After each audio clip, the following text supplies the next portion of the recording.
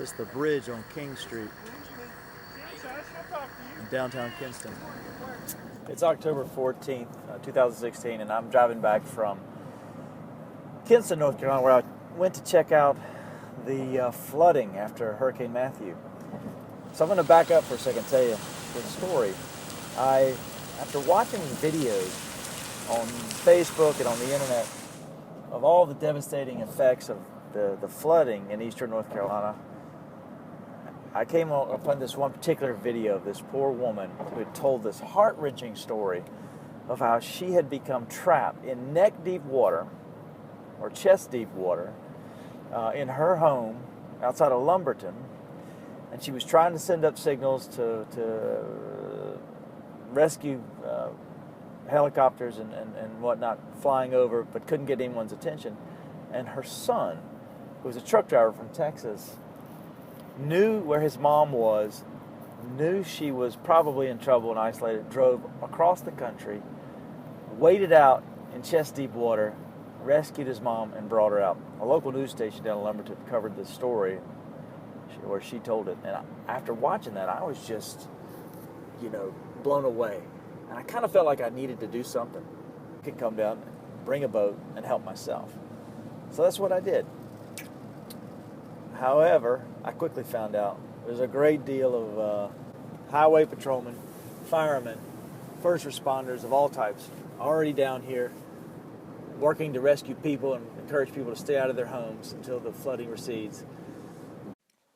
And when I approached authorities at the Emergency Operations Center in Kinston, they kind of looked at me like I was an unqualified, untrained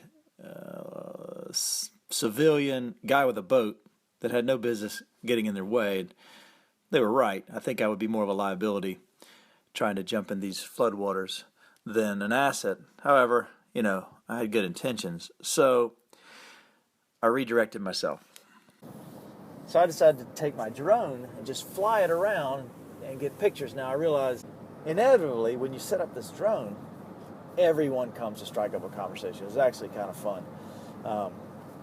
So I had this group in Grifton, all these neighbors who all lived on Tickbite Road on the, on the south side of the Neuse River. I had this one old man walk up to me and said, "Hey," and asked me if I owned the John boat. And I said, "Yeah." And he said, would I be willing to take him over to his house? He really wanted to check on something.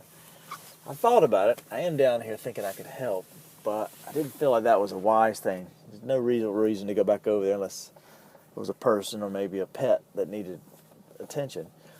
And I said, I'm not comfortable taking the boat in, but I tell you what I might be able to do is fly my drone over your house if you just want to check to see the water level. And he said that would be great. And all his friends heard me say this, and they asked me if I would check on their houses too.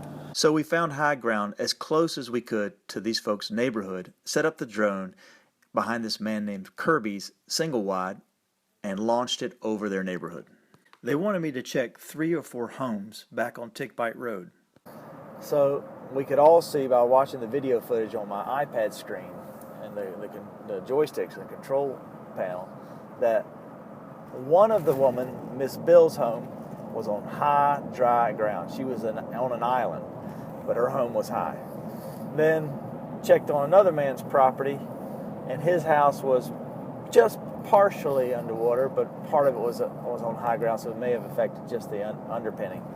And then we checked a third neighbor's double wide, and he definitely had water in the under his house and probably at floor level, so he was a bit discouraged. But so I felt like I brought hope to 2 people that they were going to be safe. Now the water hadn't quite crested yet, but I think we were about to peak today or tomorrow.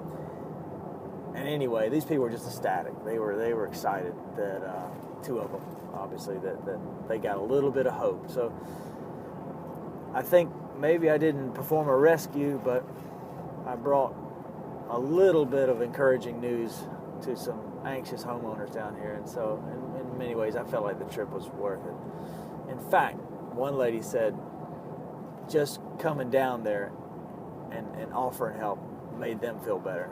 So, presence, just being present, is kind of really half the effort in showing you care. So anyway, I think the trip's been worthwhile, and I'm headed back right now.